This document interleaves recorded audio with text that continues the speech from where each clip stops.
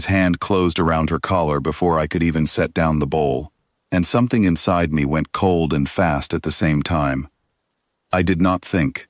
I did not weigh the risk. My chair hit the floor behind me, and my fingers were already locked around his wrist, pulling it away from her neck, before my brain caught up with what my body had already decided. He staggered back, 4 long fingers spread wide in surprise, his pale gray skin flushing a faint blue along the jaw, the way Colvin's skin does when fear runs through them. Biscuit yelped once, shook herself, and pressed against my leg. I did not look away from him. "She is mine," I said. My voice did not sound like my own.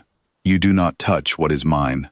That single moment, on a quiet research outpost at the edge of nowhere, ended up changing how an entire alien civilization thought about human beings. But to understand how a golden retriever managed to do what years of trade talks and treaties never could, you need to know how we got to that second. My name is Daniel, and 11 months earlier, I had taken a post as a language liaison on Outpost Verthanis, a joint research station shared between a handful of human scientists and members of the Colvin Assembly.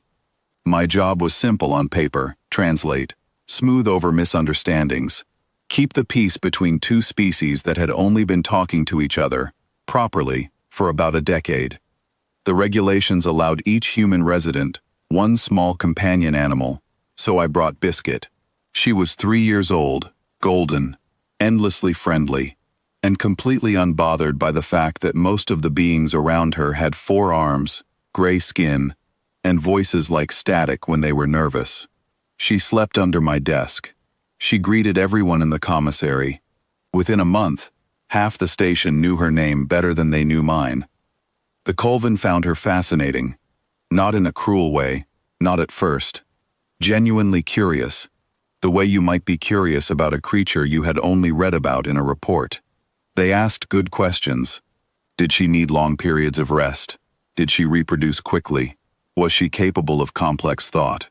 I answered patiently, over shared meals, while she slept with her chin resting on my boot.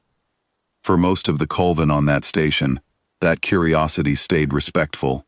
There was an ambassador named Illith who supervised our section, calm and thoughtful, who once spent an entire evening asking me why humans seemed to treat animals the way we treated our own family. I told her I did not fully know. I told her it just felt that way. She wrote that answer down like it mattered. One night, a young Colvin researcher named Doran asked if Biscuit could sense danger before it arrived. I told him about the evening she stood at the airlock door, minutes before a pressure alarm went off, ears raised, body still, long before any sensor on the station picked up the fault. He found that small detail more interesting than any of the technical readings his team had gathered that entire month. Word of it spread through the science wing, and for a while, half the station treated her less like a pet and more like a quiet, 4-legged colleague nobody had officially hired. Grace, one of the human engineers stationed with me, used to joke that Biscuit had a better read on people than most of the diplomats did. She was not entirely wrong. Biscuit avoided one particular trade envoy for weeks before he was caught quietly altering supply numbers in his reports. She never growled at him, never made a scene. She simply refused to walk into a room if he was already standing inside it. Nobody understood why, until the matter came to light. After that, a few of the Colvin staff began watching her small reactions, the way you might watch a gauge on a wall, half in humor, half in real curiosity. Then there was Rethic. Rethic was younger, sharper, and far more interested in proving a theory than in understanding a friend. He had been sent to the station to study human behavior, though the official wording called it something softer, something about observing patterns of cooperation. He watched everything. He watched me most of all. And one evening, in the Commons, while I filled Biscuit's bowl for dinner, he crouched down beside her. "May I touch her?" he asked. I should have paused. I did not. Biscuit liked everyone, and I had stopped thinking of her as anything except safe. He reached out, but Colvin hands were not built for gentleness. 4 thick fingers, made for gripping equipment, not stroking fur. When he took hold of her collar and pulled, testing how she would react, she yelped in surprise, and that was the moment my body moved faster than my thoughts. I do not remember standing. I remember the sound of the chair falling. I remember my hand around his wrist, and I remember the look on his face. Not fear yet, just pure astonishment, that a much smaller, much lighter human had reacted with a speed he never expected. He backed away, apologizing quickly, his words tumbling over each other in that clipped, static-filled way Colvin's speech takes on when they are startled. I let go. I checked on Biscuit. I filed a short report that I never intended to send anywhere important. But small stations carry news quickly, and the assembly carried it faster.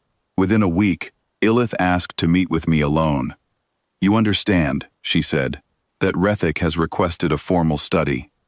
"On what exactly?" I asked. "On the connection between your species and the animals you keep close. He wants to know if this reaction is common among humans, or if it was simply you." I almost laughed. "You want to know if I would have done the same for a person?" She did not answer, but the lowering of her eye ridges told me she already knew. That was the piece of us the assembly had never fully understood, not until then. Humans do not measure loyalty by usefulness, or by species, or by how closely something resembles ourselves. We do not run the numbers before deciding something belongs to us and deserves protection. A dog, a child, a neighbor we barely know, the instinct arrives the same way every time. There is no calculation stage. There is only the short space between a threat appearing and a human deciding, without permission from logic, that it will not be allowed to continue. Word of what happened spread through the Assembly's research network, far beyond our small outpost. Historians and behavioral scientists who had spent years trying to predict human decision-making suddenly had a clean, simple example to study. Not a battle, not a treaty dispute, just one person, one dog, and one reflex that could not be trained out or reasoned away. For a while, this made things tense. Some Colvin officials treated it as proof that humans were unpredictable and difficult to work alongside. Meetings were called. Reports were written with careful, technical language that tried to explain something that was not really complicated at all. I sat through 2 of those meetings myself, answering questions I found strange to even be asked. Would I have reacted the same way for a stranger's pet, not just my own? Would I have reacted the same way for a person I had just met? Every time, my answer was the same, plain and unremarkable to me, though it never seemed to satisfy them. Yes, of course. One older delegate, a Colvin historian named Vess, pushed harder than the rest. She asked if humans were even capable of pausing before acting, or if we were simply built without a delay switch. I told her that the pause exists, that we feel it every day, in 100 small choices, but that it disappears the moment someone we love is in danger. She sat with that answer for a long moment, then asked a question none of the others had thought to ask. "What happens," she said, "if 2 humans decide the same thing belongs to both of them at once?" I did not have a tidy answer for her. I still do not.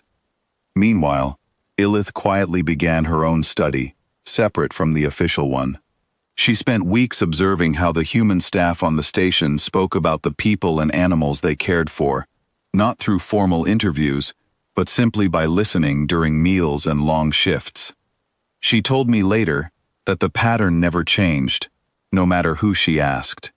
Every human she spoke with described the same instant reaction, the same lack of hesitation, the same certainty that came before any thought could catch up. She said it reminded her of a lock clicking shut, fast and complete, with no room left for negotiation once it closed. Rethic, to his credit, changed the most out of anyone. He came to find me a few weeks later, this time without any hidden test in mind. He wanted to understand, not prove a theory. We spent an evening talking, and for once, he asked about Biscuit the way a person asks about a friend's family, not the way a researcher studies a specimen. He never tried to touch her again without asking first, and after that, he never grabbed instead of asking. The wider change took longer, almost a full year, but it came. Assembly protocol for shared human and Colvin outposts added a new line, something the younger staff on the station started calling, half joking, the biscuit rule. It stated plainly that companion animals belonging to human staff were to be treated with the same respect given to close family, that contact required clear permission first, and that any disregard for that permission carried the same weight as a disregard for the human themselves. I read that protocol for the first time months later, in a stack of paperwork handed to new liaisons joining other stations, and I could not help smiling. Not because it sounded strange, because it was exactly right, and it had taken careful discussion among an entire spacefaring group of scientists and officials to reach a conclusion that Biscuit's wagging tail had already made obvious to anyone paying attention. She is mine, and I will not sit down and calculate the cost of protecting her. Years passed. Biscuit grew older, slower, grayer around the muzzle, but just as gentle as the day I brought her onto that station. She lived a long, easy life, and when the time came, she passed quietly, in the sun, on a porch back on Earth, with my hand resting on her side. The assembly sent a formal message of sympathy, which surprised me at first, until I saw who had written the personal line at the bottom. Eilith had added her own note. In careful, looping human handwriting she must have practiced for a long time to get right. I understand now, it read. We do not touch what is not ours to touch. Thank you for teaching us that gently. I still keep that message saved. Some days I think it might be the most important thing I ever translated during my time as a liaison, and the strange part is, I never had to write a single word of it myself. Biscuit did that, simply by being who she was, and by teaching an entire civilization something about us that no treaty, no speech, and no careful negotiation had ever managed to explain half as well. That is the real reason, the one nobody puts in the official reports. It was never about strength, or about training, or about some hidden protocol built into human behavior. It was about a bond so immediate and so complete that logic never gets a turn to speak first. Every species the assembly has studied since has learned to respect that line, quietly, carefully, and without ever needing to test it twice.